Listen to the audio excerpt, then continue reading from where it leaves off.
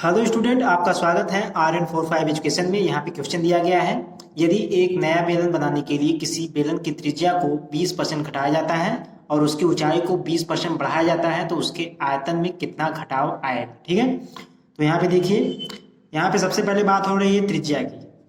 त्रिज्या को कितना घटाया जाता है? 20% घटाया जाता है। 20% इसको क्या किया जाता है? घटाया जाता है। अब 20% का मतलब क्या होता है?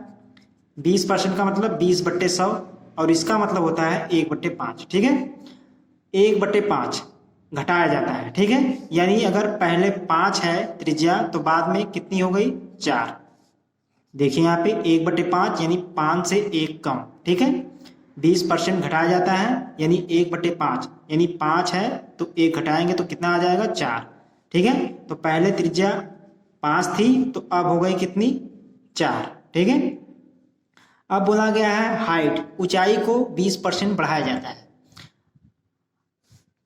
यानी 5 है ऊंचाई तो 20% बढ़ाने के बाद कितना आ जाएगा? 6। देखिए अब यहाँ पे हाइट की बात हो रही है। ठीक है, हाइट 20% बढ़ाया जाता है। 20% बढ़ाया जाता है, 20% का मतलब 1/5।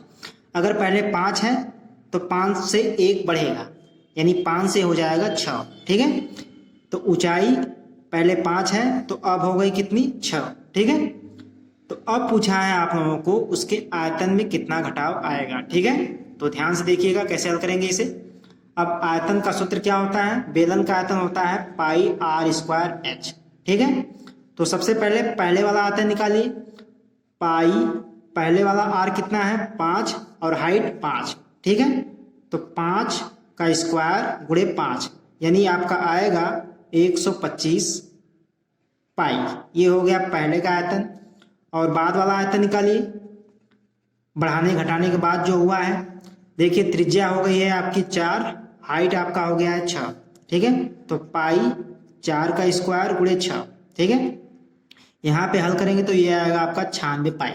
ठीक है, तो अब पूछा है कितना घटाव आया है, तो 125 माइनस 96 कर देंगे। ठीक है, बट्टे 125 गुणे 100 करेंगे क्योंकि आपका जो ऑप्शन दिया गया है वो परसेंटेज दिया गया है। ठीक है, तो कितना घटाव आया है? 125 माइनस 96 बट्टे 125 गुणे 100। ठीक है, अब इसको हल करेंगे तो यहाँ पे आएगा घटाने पे 15 में से 6 जाएगा 9, यहाँ पे 2 बट्टे 125 गुणे 100।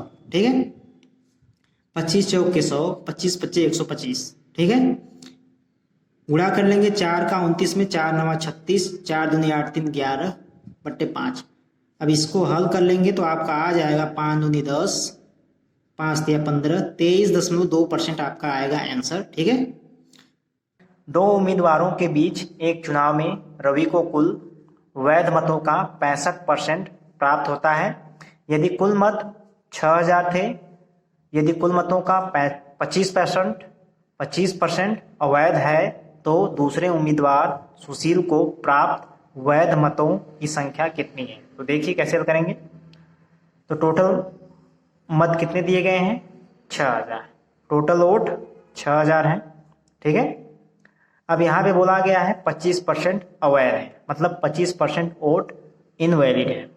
तो 6000 का 25% वोट इनवैलिड मतलब बेकार है, अवैध है। तो 6000 का 25% निकालेंगे तो आपका आएगा 1500, यानी 1500 वोट आपके क्या है? इनवैलिड, मतलब कि अवैध।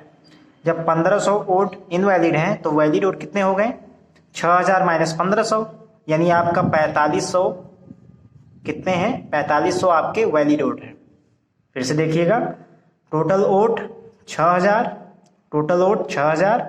अब 6000 में 6000 का 25% वोट इनवैलिड है तो 6000 का 25% निकालेंगे तो 1500 आएगा। 1500 आपका अवैध है, तो 1500 अवैध है तो 4500 आपका वैलिड है। 6000 माइनस 1500 4500। ठीक है, अब देखिए यहाँ पे दिया गया रवि को कुल वैध मतों का 65% प्राप्त होता है।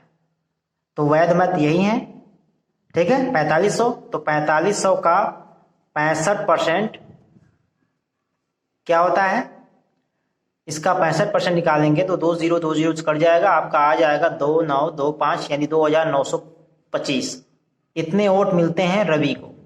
क्योंकि बोला गया है रवि को कुल वैध मतों का 65% प्राप्त होता है, तो 4500 का 65% रवि को प्राप्त होता है। ठीक है, तो दूसरे उम्मीदवार सुशील को कितना प्राप्त होता है?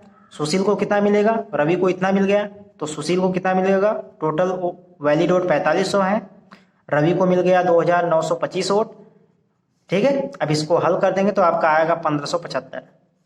ठीक है, तो सुशील को कितने वोट मिले? 1575। तो आपका ऑप्शन नंबर तीसरा सही है, 1575।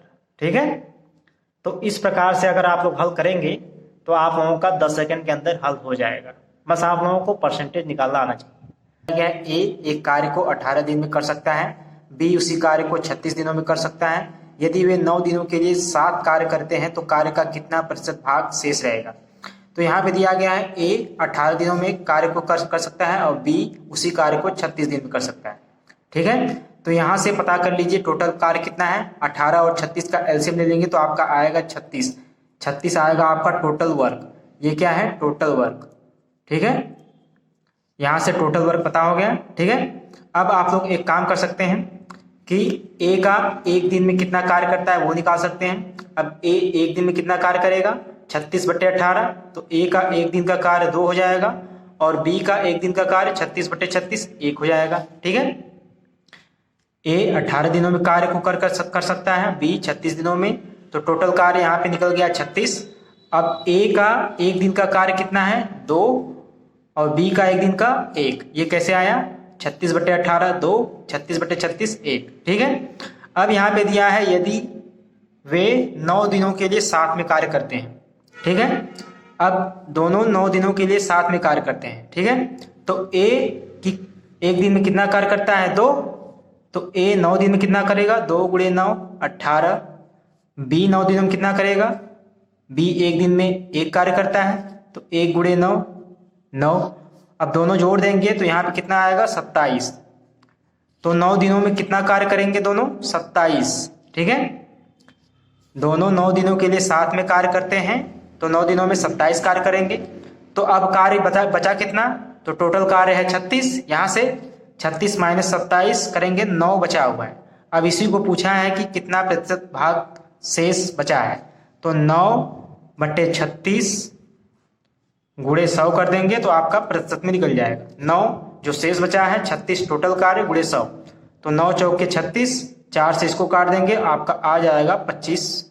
ठीक है, तो आपका कितना आ गया? 25। आंसर आपका चौथा वाला सही है। अगर आप लोगों को वीडियो अच्छी लगी हो तो प्लीज़ चैनल को जरूर सब्सक्राइब कीजिएगा।